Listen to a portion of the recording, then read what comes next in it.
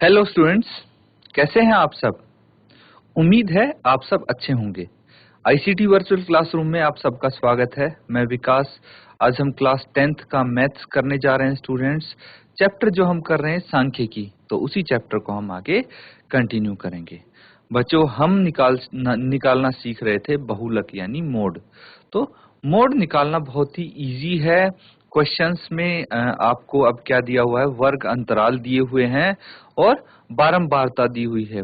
उनकी मदद से आपको क्या निकालना है, बहुलक निकालना है यानी मोड निकालना है। तो फर्स्ट आप क्या करते हैं, मॉडल क्लास फाइंड आउट करते हैं बहुलकीय वर्ग, और उसकी मदद से आप फॉर्मूला लगा के सॉल्व करते हैं उसको। तो उम्मीद है बच्चों, हमने जो एग्जांपल्स किए थे, जो फॉर्मूला किया था, अच्छे से आपने उसको रिवाइज किया है ताकि आप एक्सरसाइज के क्वेश्चंस अच्छे से कर पाएं। तो चलिए स्मार्ट बोर्ड पे चलते हैं डायरेक्ट और क्वेश्चन स्टार्ट करते हैं। सांख्यिकी, तो ये आपका यहाँ पे चैप्टर है। अब बच्चों, जो सांख्यिकी चैप्टर में हम एक्सरसाइज स्टार्ट करने जा रहे हैं वो है 14.2, 14.2 एक्सरसाइज है। सीधा हम क्वेश्चन पे चलेंगे।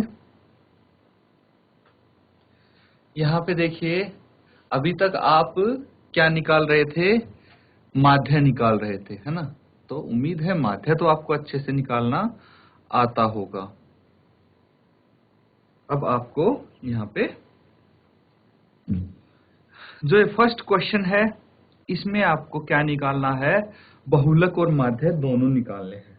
तो देखिए, माध्य तो आप निकालने पे बहुत क्वेश्चन कर चुके हैं माध्य निकालने के लिए, तो माध्य तो आप इजीली निकाल सकते हैं इसका। मुझे लगता है आपको कोई परेशानी नहीं होनी चाहिए।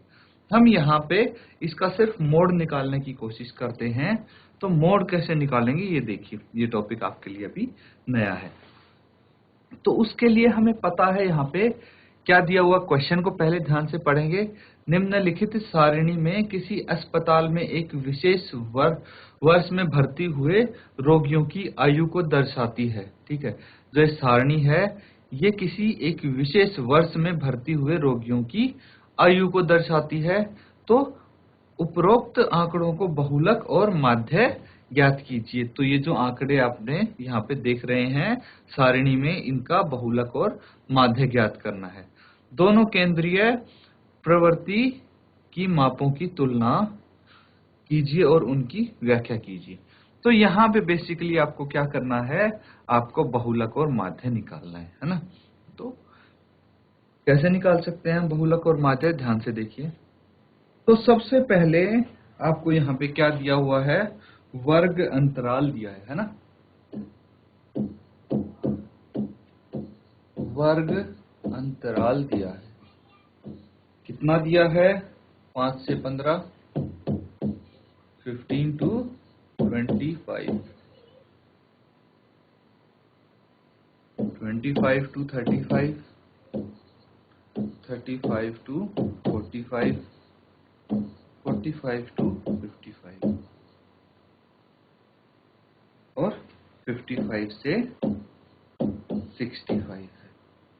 फिर उसके बाद आपको बारंबारता दी गई है यहाँ पे।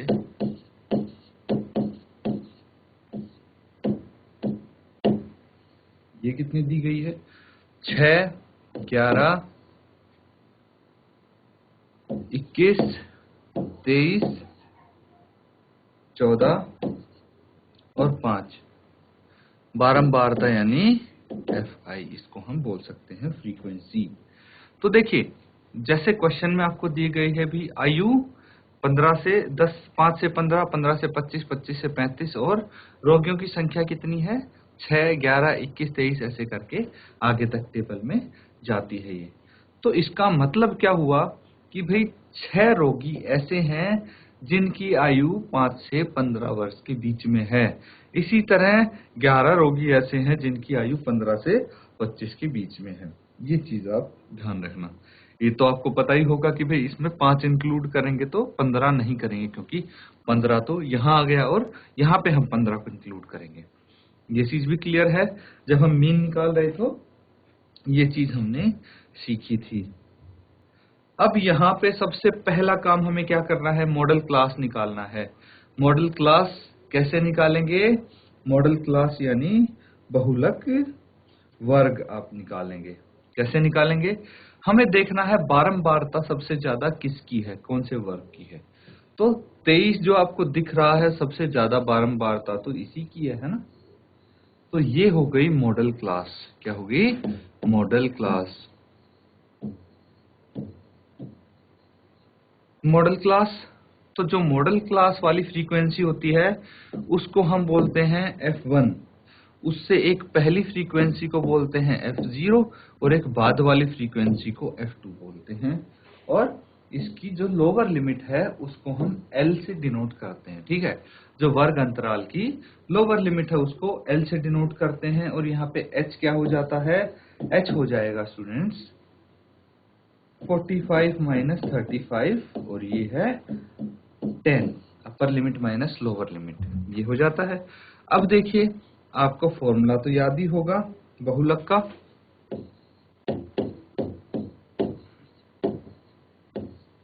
बहुलक यानी मोड, सूत्र क्या है इसका, सूत्र है वही L plus F1 minus F0 बटे 2 F1 minus F0 minus F2 into H, ये इसका फॉर्मूला है। और आपको क्या क्या पता है, आपको पता है यहाँ पे L पता है, L है 35, L इज 35, तो L 35 है, H 10 है, F0 21 है, F1 23 है और F2 14 है। तो देखिए सारा डाटा यहाँ पे आपको पता है, आपको सिर्फ इसको सॉल्व करके लिखना है। तो एक बार आप ट्राई करेंगे खुद से हल करने की और बताएंगे इसका बहुलक क्या होगा और इसका माध्य क्या होगा, ये भी आप बताएंगे यहाँ पे। तो जल्दी से इसको सॉल्व कीजिए और मुझे आंसर बता सकते हैं आप। स्टूडेंट्स आप चैट के माध्यम से अपने आंसर भेज सकते हैं या फिर आप अपना हैंड रेज करके भी आंसर बता सकते हैं। जिस किसी का आंसर आ जाए सिस्टम के माध्यम से हैंड रेज कीजिए और फिर अपना आंसर बताइए आप। बच्चों जल्दी से इसको सॉल्व करके आंसर बताइए। देखिए आपको इसमें कुछ अलग से नहीं करना है, सारी वैल्यूज आपको गिवन है, ठीक है। बहुलक का फॉर्मूला आपके पास है L plus F1 minus F0 बटे 2 F1 minus F0 minus F2 into H, formula है आपके पास। और सभी चीजों की वैल्यूज आपके पास हैं, L की, H, F0, F1, F2 सबकी वैल्यू है, बस उसमें रखना है और कैलकुलेशन करनी है। ये तो इससे इजी क्या होगा। तो सॉल्व करके जो भी आपका आंसर आता है अपना हैंड रेज करके बच्चों आंसर बता सकते हैं। GIC वेदिका, GIC धोलाखेड़ा, बेटा किसी का तो आंसर आया होगा, प्लीज आप अपना आंसर बताइए। ठीक है, ये वाला क्वेश्चन मैं आपके लिए यहाँ पे एक बारी सॉल्व करके दिखा देता हूँ ताकि आपको अच्छे तरीके से आ जाए। उससे पहले मैं आपको बोलना चाहूंगा कि यहाँ तक अगर इस क्वेश्चन में कोई प्रॉब्लम है तो अभी के अभी आप पूछ लीजिए। जितना मैंने यहाँ तक समझाया है सबको समझ में आ गया तो वेरी गुड, नहीं आया किसी को तो आप अभी अपना हैंड रेज करके जो भी आपका डाउट है पूछ सकते हैं। इसके आगे हमें क्या करना है, देखिए यहाँ पे मैं आपको बताता हूँ, कुछ नहीं करना, बहुलक आपको निकालना है। फॉर्मूला हमने लिख दिया, अब आपको उनकी वैल्यूज रखनी है।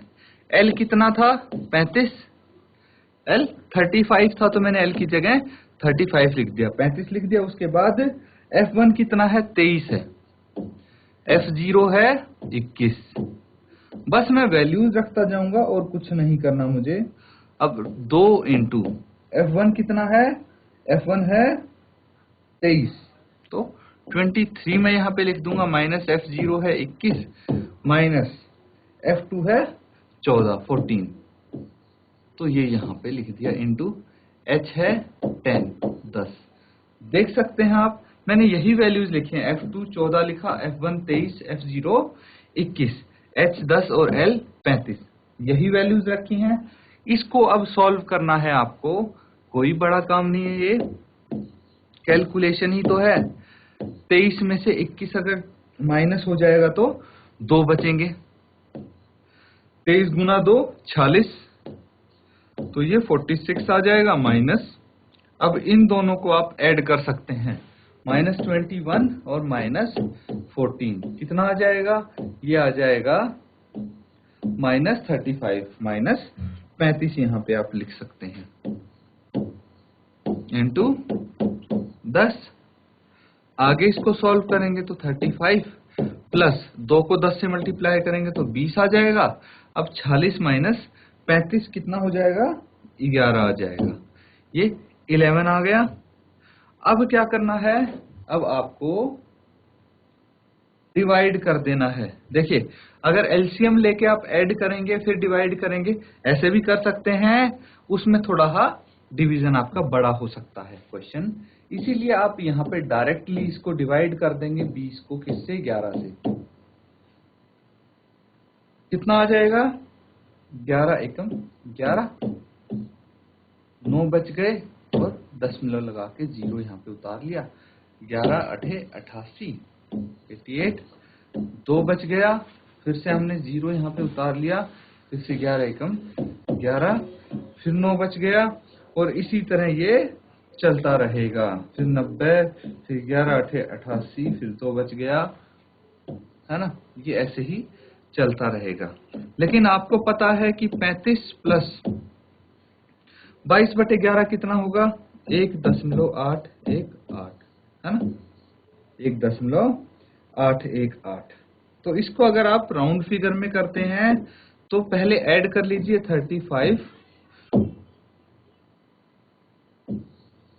35 में आपको कितना ऐड करना है? 35 में आपको ऐड करना है 1.818। तो यहाँ पे आप 0 0 लगा सकते हैं, दशमलव लगा के। तो 8 1 8, ये एज इट इज, 5 + 1 6 और 3 का 3, ये आ गया 36.818।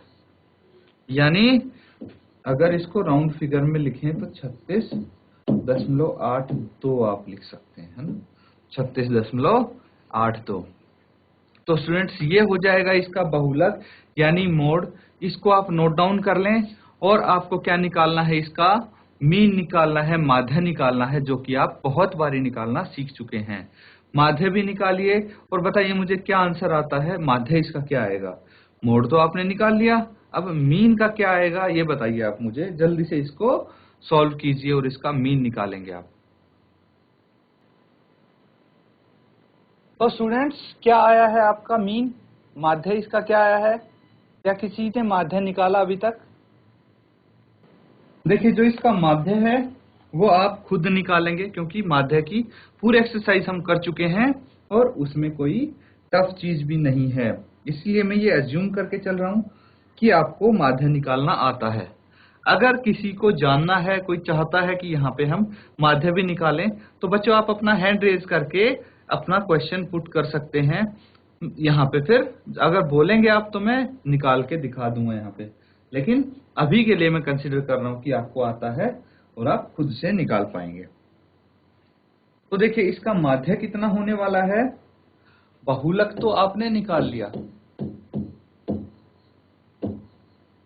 बहुलक यानी मोड आपने निकाल लिया। कितना आया? 36.82, 36.82 वर्ष। ठीक है। क्या पूछा गया है इसमें? इसमें यही तो पूछा गया है कि भाई सबसे अधिकतम जो रोगी अस्पताल में भर्ती हुए उनकी आयु कितनी है। तो मैक्सिमम जो रोगी भर्ती हुए उनकी आयु है 36.82 वर्ष। ठीक है। और अगर हम माध्य की बात करें,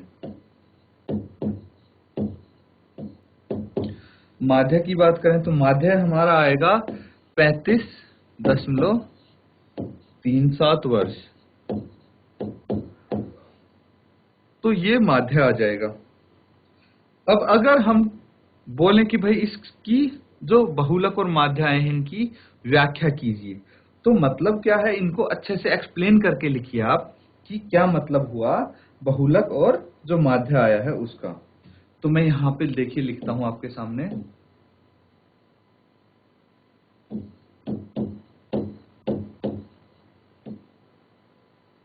अस्पताल में भर्ती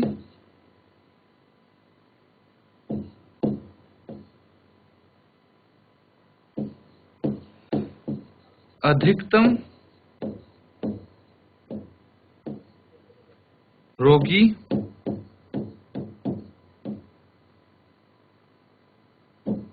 36.82 वर्ष आयु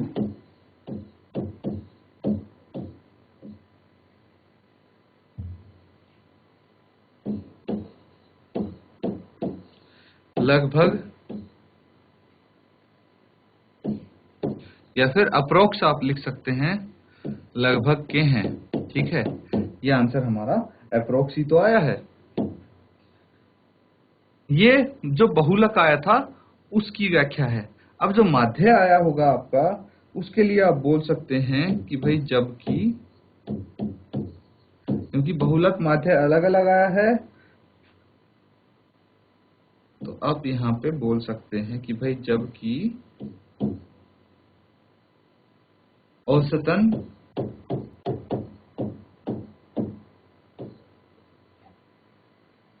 अस्पताल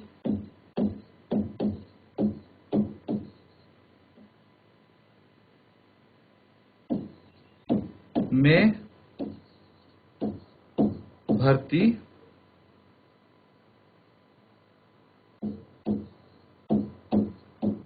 किए गए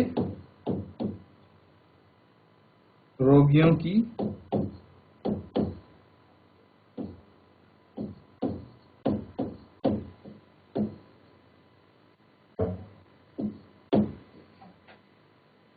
आयु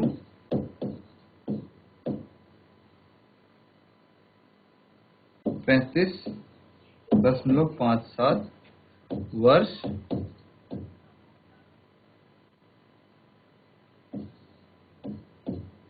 है। तो इस तरह से इसकी आप व्याख्या कर सकते हैं। ये आपके आंसर हो गए क्वेश्चन नंबर 1 का। इसको आप नोट डाउन कर लीजिए स्टूडेंट्स अच्छे से। और अब आप क्या करेंगे, नेक्स्ट क्वेश्चन ऐसा ही है बिल्कुल, वो आप खुद करके देखेंगे। ये मैंने आपके लिए सॉल्व कर दिया है, अगला क्वेश्चन आप खुद करेंगे। तो बच्चों, इस क्वेश्चन में किसी को कोई डाउट हो, कोई चीज समझ में नहीं आई हो, तो एकदम से आप पूछ लीजिए। तो स्टूडेंट्स, अब आप क्वेश्चन करेंगे। सेकंड क्वेश्चन है इसका। देखिए, यहां पे भी आपको बहुलक निकालना है ना।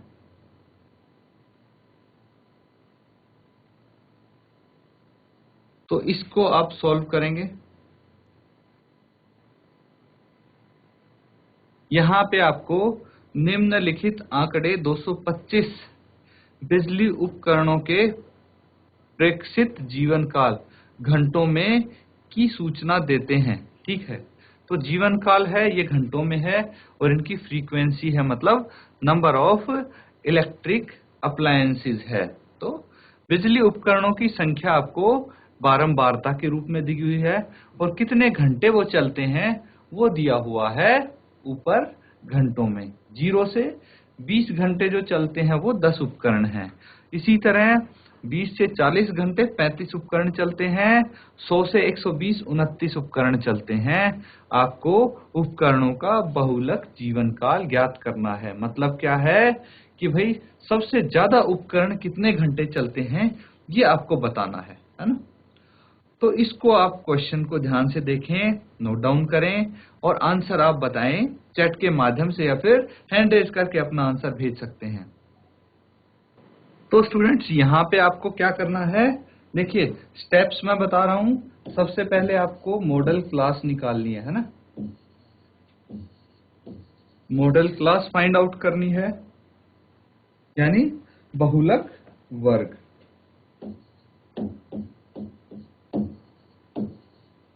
बहुलक वर्ग कैसे फाइंड आउट करोगे आप?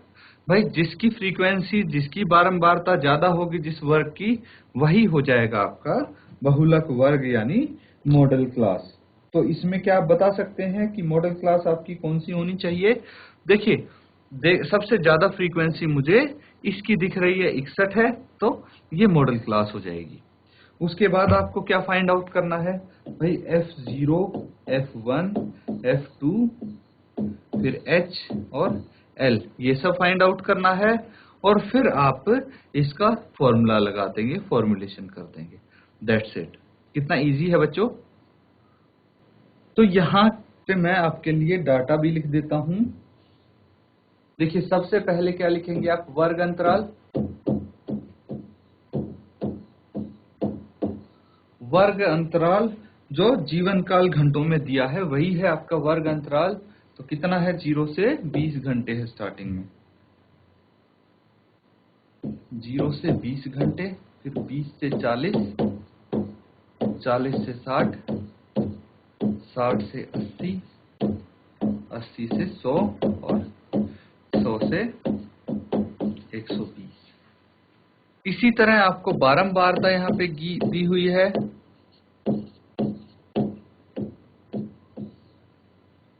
तो ये बारंबारता हो गई, जिसको हम FI से भी डिनोट करते हैं। मतलब ये उपकरणों की संख्या है, 10, 35, 52, 61, 38 और 29। अब यहां पे अगर आप मॉडल क्लास फाइंड आउट करोगे तो कौन सी हो जाएगी मॉडल क्लास, ये है स्टूडेंट्स यहाँ की मॉडल क्लास। ऐसा क्यों, क्योंकि जो 61 है वो फ्रीक्वेंसी सबसे ज्यादा है, इसलिए मॉडल क्लास भी वही होगी। अब हमें पता है कि भाई मॉडल क्लास जो होती है उसकी फ्रीक्वेंसी को हम बोलते हैं F1।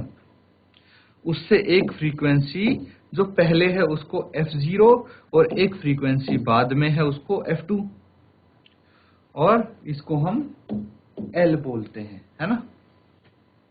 तो यहाँ पे हमें लगभग सारी चीजें पता लग गई हैं। क्या क्या पता लग गया भाई, L कितना है, L है 60, lower limit of model class, मतलब बहुलक वर्ग की जो लोअर लिमिट है उसको हम L से डिनोट करते हैं। फिर F0 आपके पास है 52, F1 आपके पास है 61, F2 आपके पास है 38,